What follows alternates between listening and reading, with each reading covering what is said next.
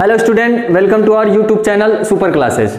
तो जैसे कि पिछली वीडियो में हमने आपको बताया था कि टेंस में प्रेजेंट इंडेफिनिट टेंस के बारे में आपको पूरा डिटेल बताया गया था, ठीक, कि कैसे कैसे इंडेफिनिट की पहचान करने के लिए पहली वीडियो आपके सामने आई थी, उसको डिस्क्रिप्शन में देख सकते हैं आप पहली वीडियो को। और दूसरी वीडियो जो हमने दिया था वो प्रेजेंट इंडेफिनिट टेंस को पूरी तरह से डिफाइन किया था। अब उसी क्रम में आगे आएंगे प्रेजेंट कंटिन्यूअस टेंस।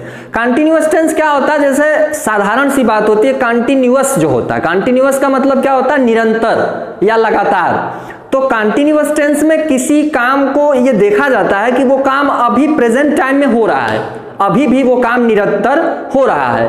तो प्रेजेंट कंटिन्यूअस टेंस की पहचान जो होती है वो वाक्य के अंत में रहा, रही, रहे के साथ है, हूं, हो इत्यादि आता है, ठीक। अब इसके बाद इसमें जो होता है कि जैसा कि हमने आपको पहले ही बता चुका हूं मैं कि इंडेफिनिट हो या कंटिन्यूअस हो या परफेक्ट हो या परफेक्ट कंटिन्यूअस, सभी में चार टाइप के सेंटेंस आपके सामने होंगे, अफर्मेटिव, नेगेटिव और इसके बाद इंट्रोगेटिव और इंट्रोगेटिव प्लस नेगेटिव, यानी चार टाइप के सेंटेंस आपको आज भी बताए जाएंगे।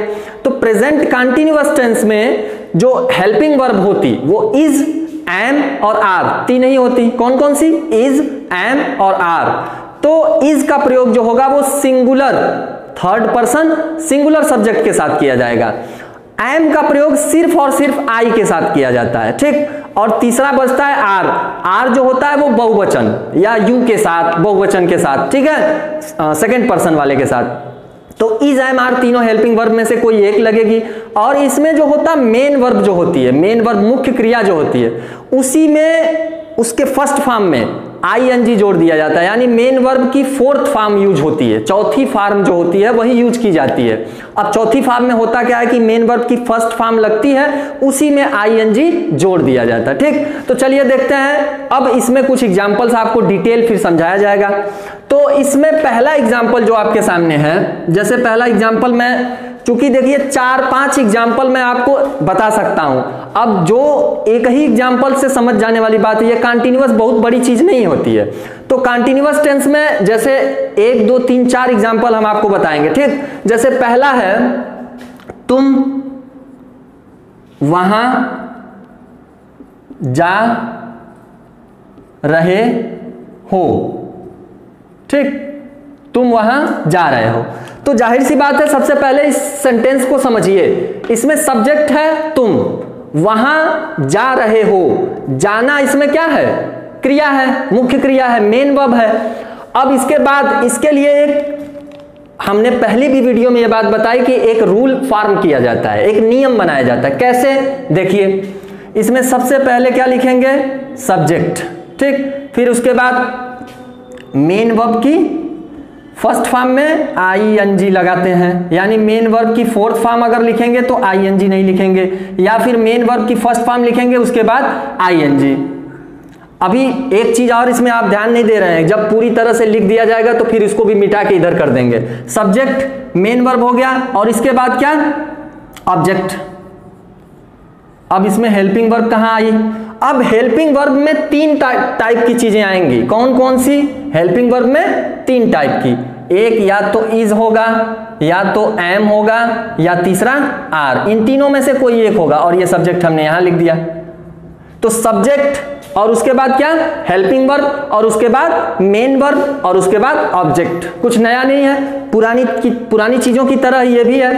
अब देखिए, इसको जब इसमें ध्यान देंगे कि सब्जेक्ट कौन सा है, सब्जेक्ट कौन है, काम किसके द्वारा किया जा रहा है? तुम के द्वारा। तो सब्जेक्ट हो गया यू, और यू के साथ हमने क्या बताया? आर का प्रयोग किया जाता है, यू आर। मेन वर्ब क्या है? जाना, जाना की इंग्लिश गो, और उसकी फोर्थ फॉर्म यानी कि उसमें आईएनजी जोड़ दिया जाएगा, यू आर गोइंग। और ऑब्जेक्ट में क्या बचा? वहां, वहां की English there, you are going there. साधारण सी बात है, कुछ भी नहीं सोचना है। Subject, helping verb, main verb, object या अदर्स जो कुछ भी बचा।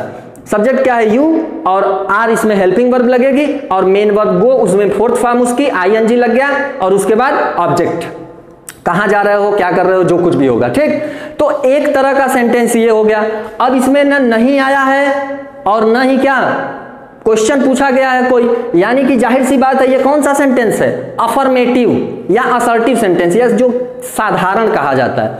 जिसे सकारात्मक वाक्य कहा जाता है। ठीक, अब इसके बाद दूसरा एग्जाम्पल आपके सामने है, अभी उसको लिख रहे हैं, उसमें नकारात्मक वाली बात की जाएगी।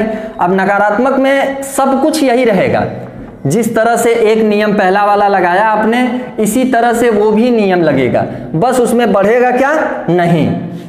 दूसरा एग्जाम्पल देखिए, मैं आज नहीं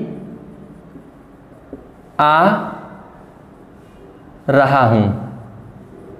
ध्यान दीजिएगा आप, इसमें ये देखने वाली बात है कि ये जो काम है ये निरंतर हो रहा है कि नहीं।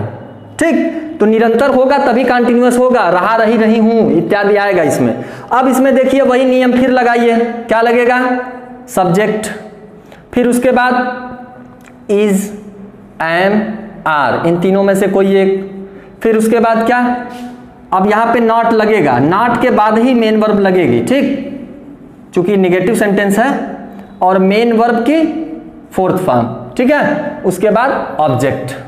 अब इसको देखिए कैसे करेंगे, सब्जेक्ट हो गया इज, एम, आर में से कोई एक, फिर उसके बाद नॉट, फिर मेन वर्ब की चौथी फॉर्म यानी मेन वर्ब के फर्स्ट फॉर्म में आईएनजी, और उसके बाद ऑब्जेक्ट। सब्जेक्ट क्या है, मैं, आई के साथ क्या लगता है, इज, एम, आर में से एम का प्रयोग किया जाएगा, तो आई एम, और नॉट है तो नॉट लगाइए, नहीं की अंग्रेजी, तो आई एम नॉट, और आने की इंग्लिश कम, और उसमें आईएनजी लगा देंगे तो क्या हो जाएगा, कमिंग, और आज की अंग्रेजी क्या हो जाएगी, टुडे। ठीक, साधारण सी बात है, मैं आज नहीं आ रहा हूं, I am not coming today. ठीक है, अब देखिए दो तरह के ये हो गए सेंटेंस। अब तीसरे प्रकार का जो सेंटेंस होगा वो होगा क्या, प्रश्नवाचक। प्रश्नवाचक में हमने पहले भी आपको बताया, प्रश्नवाचक दो तरह के होते हैं। कौन सा, एक तो वाक्य के बीच में आता है प्रश्नसूचक शब्द, और दूसरा जो होता है वो वाक्य के शुरुआत में आता है। अब तीसरा एग्जाम्पल है, वह क्यों रो रहा है। ठीक है, वह क्यों रो रहा है, क्योंकि सब्जेक्ट इसमें वह है, रोना इसमें क्या है, मुख्य क्रिया है, और क्यों क्वेश्चन मार्क है। अब हमने पहले भी आपको बताया है कि इसके लिए रूल फॉर्मेशन जब किया जाता है, तो जो अगर ये पहले जो प्रश्न सूचक शब्द है, ध्यान से देखिएगा, जो प्रश्न सूचक शब्द है इसी से अगर ये वाक्य के बीच में आया है होगा तो इसी से सेंटेंस का ट्रांसलेशन करते वक्त इसी से सेंटेंस की शुरुआत की जाती है। तो WH वर्ड, फिर उसके बाद क्या, हेल्पिंग वर्ब, इसमें से कौन सी लगेगी, इज, एम, आर में से कोई एक, इज, एम, आर हो गया, और इसके बाद मेन वर्ब की फर्स्ट फॉर्म में आईएनजी या मेन वर्ब की फोर्थ फॉर्म। अब इसके बाद क्या, ऑब्जेक्ट। ठीक, तो अब इस नियम को पालन करते हुए इस सेंटेंस को क्या करेंगे, ट्रांसलेट करेंगे। WH वर्ड क्या है, सब्जेक्ट तो इसमें लिखे ही नहीं। WH वर्ड के बाद सबसे पहले हेल्पिंग वर्ब, और हेल्पिंग वर्ब लिखने के बाद इसमें क्या, सब्जेक्ट लिखा जाएगा। सब्जेक्ट के बाद ही कुछ होगा आगे ना, सब्जेक्ट प्लस मेन वर्ब की फोर्थ फॉर्म, और इसके बाद क्या, ऑब्जेक्ट। अब देखिए कैसे करेंगे, WH वर्ड यानी क्योंकि इंग्लिश क्या होगी, वाई। अब वह थर्ड पर्सन सिंगुलर नाउन है, वह की अंग्रेजी क्या होगी, ही, और ही के साथ ही जयमार में से कौन सा लगेगा, इज का प्रयोग किया जाएगा। तो वाई इज ही। अब मेन वर्ब यानी रोना, रोने की इंग्लिश क्या होती, वीप या क्राई। ठीक,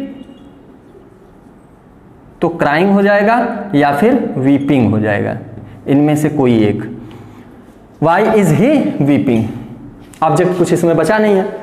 ठीक, तो वह क्यों रो रहा है, साधारण सा सेंटेंस है, क्योंकि कंटिन्यूअस बहुत सरल टेंस होता है, चाहे किसी का भी हो, प्रेजेंट का हो, पास्ट का हो या फ्यूचर का हो।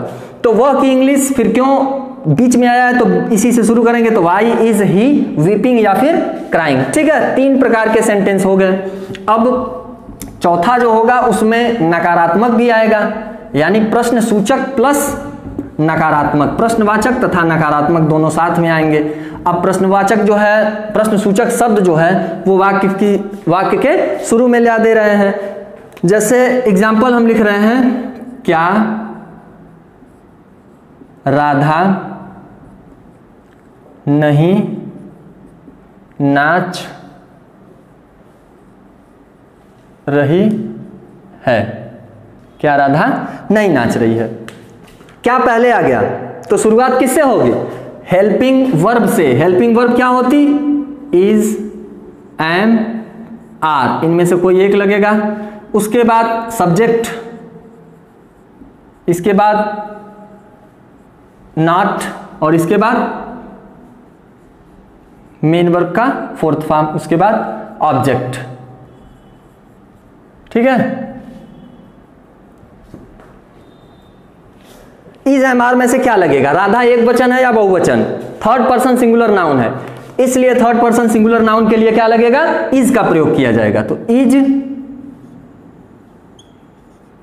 उसके बाद राधा, फिर नॉट है, नॉट, और नाचना की इंग्लिश डांस, और डांस में आईएनजी लग जाएगा। Is Radha not dancing. तो 4 प्रकार के सेंटेंस हमने आपको बताया। अफर्मेटिव या असर्टिव सेंटेंस, दूसरा नेगेटिव सेंटेंस, और तीसरा क्या बताया हमने?